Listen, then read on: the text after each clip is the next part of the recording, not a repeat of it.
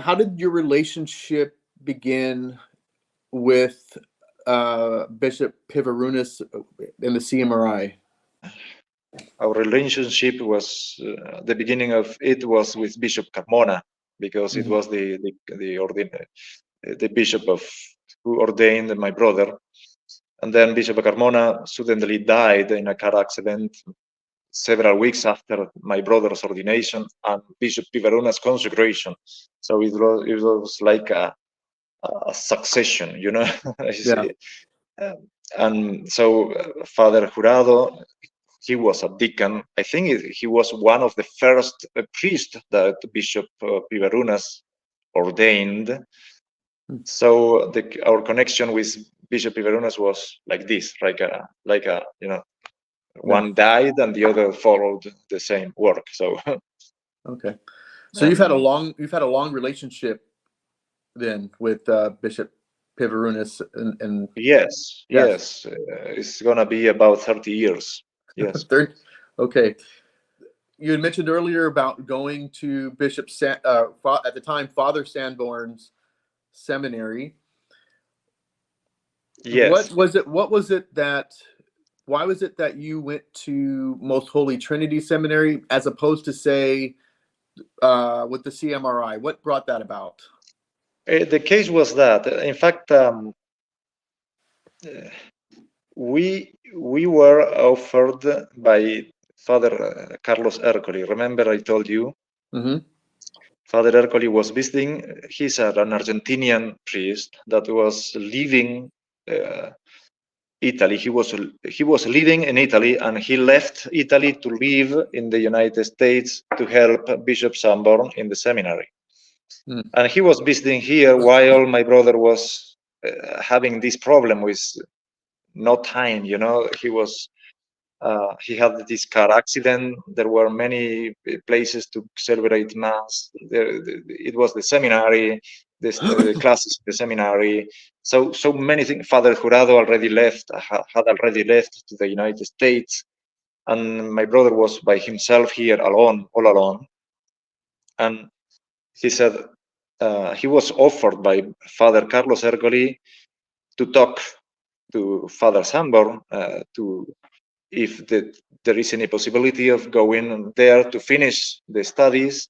And then the idea was for all four of us, that we were 4 seminarians at the time, to return to Argentina to work in Argentina, right? The question was, I remember once Bishop Pivarunas, when he came first, he said that he was very enthusiastic with the idea of having here a seminary in Argentina. And my brother mentioned to him the idea of the young people here to go to the United States to study. And I remember very clearly the words that I considered to be very wise, because there is a kind of big difference of culture, you know. You Americans with we Latin Americans. Sure, yeah. So Bishop Pivarunas, I remember, I prefer that every young people stay in his own country to study and to preserve the culture, because sometimes people come to the United States, he said, and became like lazy. You have an easy way of life, you know, in America. For our, you are accustomed. I remember Bishop Pivarunas said, we are accustomed to this way of life. But for some people that come from more poor countries or another culture, could be difficult and could be dangerous for the soul, right? And I remember he told us a story about some seminarians that came from abroad to the United States, and they came like they became admired with the technology, the easy way of life that, you know, everybody has a car. Everybody, you turn on the computer, you turn on the heater, you turn on the air conditioner. Everything is with buttons, and everything is very easy for us. And money. That, as Bishop Pivarunas said, would be best if you stay there. That was the question, right? Bishop Pivarunas would have accepted us, but he wanted us to stay here. Sure. And my brother told him through Father Jurado, because Father Julian, my brother, doesn't speak English. And he said to him, Bishop Pivarunas, I would like to keep them, but I cannot keep them because it is too much. So do you have any problem if I send the seminarians to the Most Holy Trinity that I have an offer from Father Sanborn? Do you have any difficulties that if I accept? And Bishop Pivarunas said he was maybe not completely happy, but he said, all right, if you feel that is fine, go ahead. He was he was very kind to us, very father to us. And he was always very confident on us. So Bishop Pivarunas, right? So this happened this way. So there was no other explanation. We went to the United States, to Most Holy Trinity, and in fact, I had a conversation because my idea was to get ordained by Bishop Pivarunas here in Argentina. But suddenly happened the problems, the political and economic problems here in Argentina that we are accustomed to. We live in this kind of problem every day. But for people that is not Argentinian, it's a kind of difficult. So when it came the time for my ordination, Bishop Pivarunas told me, I will do your ordination, but for me it's very difficult to go to Argentina because the problems that you are having there, politicals, right? It was very unsure. The security was very bad. People shooting each other. But magnified also by the newspapers and the media, right? Right. But I remember Bishop Pivarunas offered me to go there to Omaha for my ordination. And they had also communication between each other, Bishop Pivarunas and Bishop Sanborn. Bishop Pivarunas sent him a letter and a fax, I remember, telling him that if I was in his seminary, if Pio is in your seminary, you should ordain him. And you are a bishop, you should ordain him. So Bishop Sanborn came to my bedroom, I remember, there in Michigan, and showed me the fax that was sent by Bishop Pivarunas. And I said, all right, if it is your decision, go ahead. Let's make the ordination here in Michigan. And that was the story. I think you said earlier that Father Esposito and I can't remember the other ones from Argentina. Palma. Were they all there together with you at the seminary? Yes. I remember when they first moved to the United States, I stayed behind.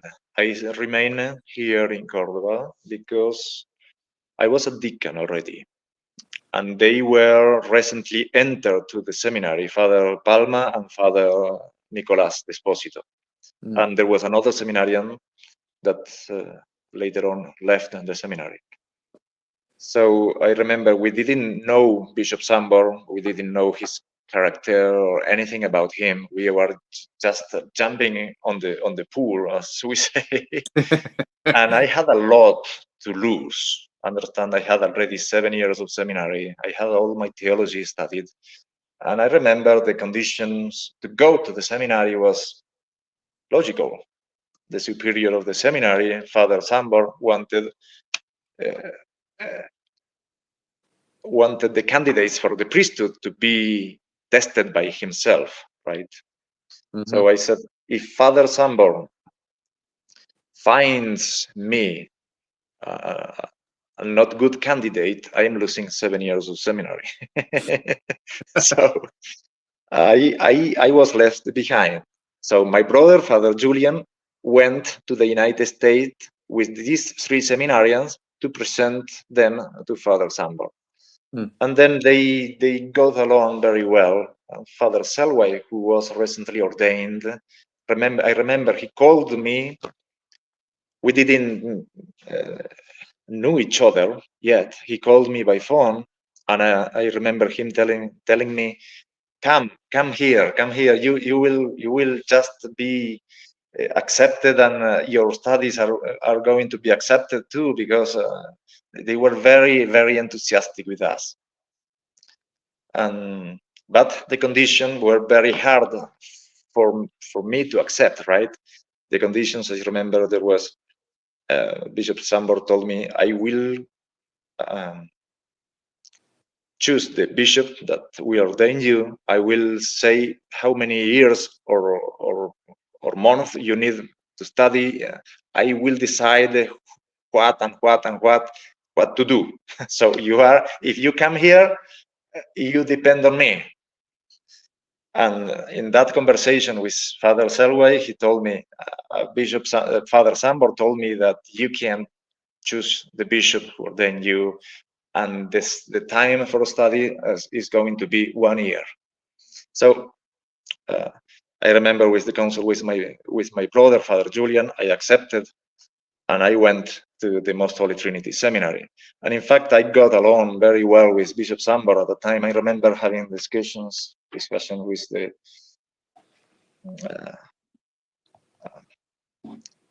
the very first week I arrived. I remember having with him in the kitchen a discussion on the liturgy, and I had a good time there. I had a good time with them there. This was 22 years ago, 23 years ago. Your Excellency, what were the situations or whatnot that brought about you being consecrated a bishop? The situation was like this. We were attended by Bishop Pivarunas. Then I remember when we have relationship with Bishop Dolan. He came to visit us 2 or 3 times, maybe here in Argentina.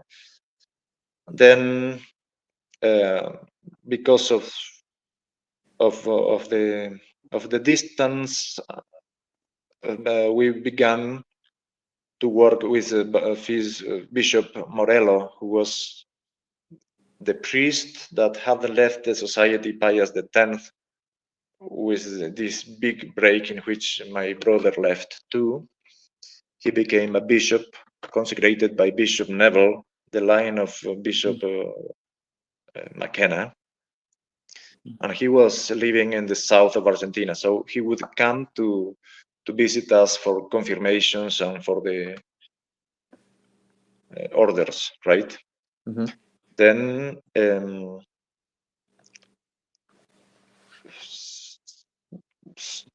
he wanted us to be like a religious congregation. So, and we didn't have this vocation, so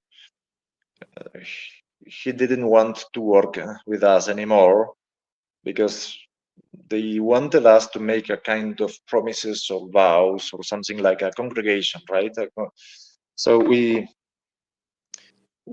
have recourse to Bishop Pivarunas again and asked him for his visit, but it was during the time of the pandemic, the COVID pandemic. Nobody could travel, nobody could enter in the country, nobody could go out. Sure.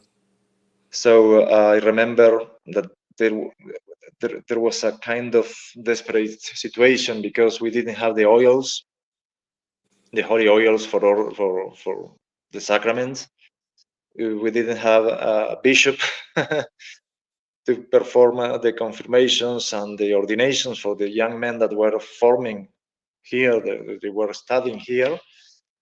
So I remember my brother had already proposed me as a bishop with Father Gerard McKee.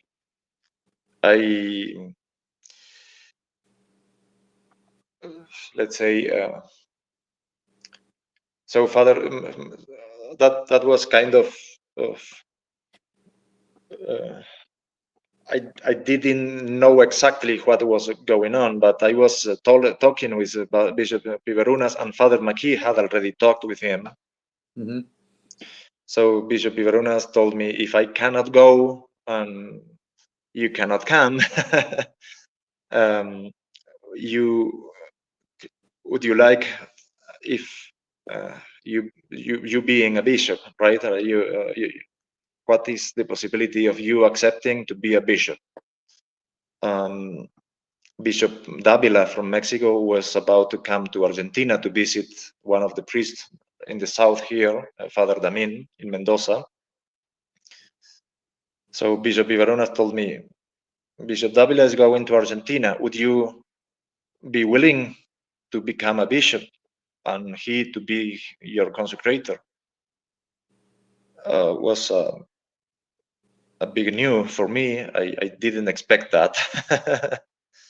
And I said, all right, if you wish, I am willing to do the will of God. I mean, I didn't have any expectation of what was going on, and there was no, my point was, if we are having young people to get ordained and no bishop is coming, should we, my question to Bishop Pivarunas is, should we close the house and send the vocations to you, maybe, if the borders were open?